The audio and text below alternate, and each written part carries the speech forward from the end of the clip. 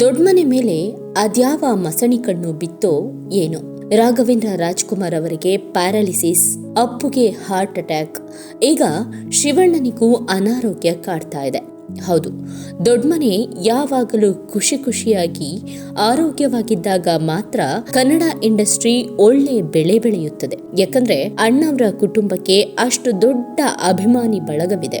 ಆದ್ರೆ ಅದ್ಯಾಕೋ ಏನೋ ಒಬ್ಬೊಬ್ಬರಿಗೂ ಒಂದೊಂದು ರೀತಿಯ ಅನಾರೋಗ್ಯ ಕಾಡ್ತಾ ಇದೆ. ಡಾಕ್ಟರ್ ರಾಜ್ಕುಮಾರ್ ಅವರ 3 ಮಕ್ಕಳು 3 ಮುತ್ತುಗಳಂತೆ. ಶಿವರಾಜ್ ಕುಮಾರ್, ರಾಘವೇಂದ್ರ ರಾಜ್ಕುಮಾರ್ ಹಾಗೂ ಪುನೀತ್ ರಾಜ್ಕುಮಾರ್ ಅವರು ತಮ್ಮ ನಟನೆ ಮೂಲಕ ಕೋಟ್ಯಾಂತರ ಕನ್ನಡ ಅಭಿಮಾನಿ ಬಳಗವನ್ನ ಹಾಗೂ ಪ್ರೀತಿಯನ್ನ ಗಳಿಸಿದ್ದಾರೆ. ಅಣ್ಣವರ 3 ಮಕ್ಕಳ ಮೇಲೆ ಕೆಟ್ಟ ದೃಷ್ಟಿ ಬಿದ್ದಂತಿದೆ. ಅಣ್ಣವರ ಮುದ್ದಿನ ಮಗ ಪವರ್ ಸ್ಟಾರ್ ಪುನೀತ್ ರಾಜ್ಕುಮಾರ್ ಅವರು ನಮ್ಮನ್ನು ಅಗಲಿ ಇದೀಗ ಹಲವು ವರ್ಷಗಳೇ ಕಳೆದಿವೆ. ಅವರು ಸತ್ತಿದ್ದಾರೆ ಅಂತ ಕನಸಲ್ಲೂ ನೆನ್ಸಕ್ ಆಗ್ತಾ ಇಲ್ಲ. ನಮ್ ಜೊತೆಲೇ ಇದ್ದಾರೆ, ನಮ್ ಜೊತೆಲೇ ಇರ್ತಾರೆ.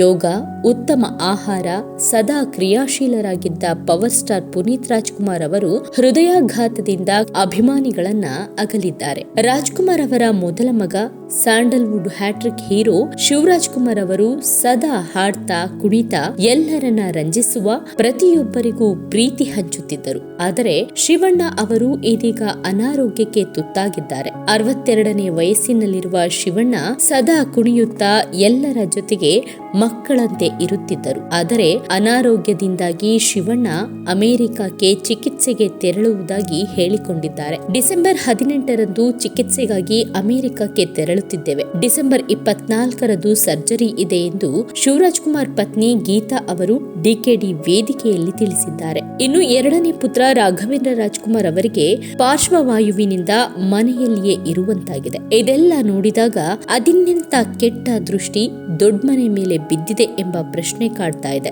ದೇವರ ದಯೆಯಿಂದ ಶಿವಣ್ಣರ ಶಸ್ತ್ರಚಿಕಿತ್ಸೆ ಯಶಸ್ವಿಯಾಗಿ ಆದಷ್ಟು ಬೇಗ ಮೊದಲಿನಂತೆ ಲವಲವಿಕೆಯಿಂದ ಇರುವಂತಾಗಲಿ ಎಂಬುದೇ ಕನ್ನಡ ಪ್ಲಾನೆಟ್ ಎಂಟರ್ಟೈನ್ಮೆಂಟ್ ವಿಭಾಗದ ಆರೈಕೆ.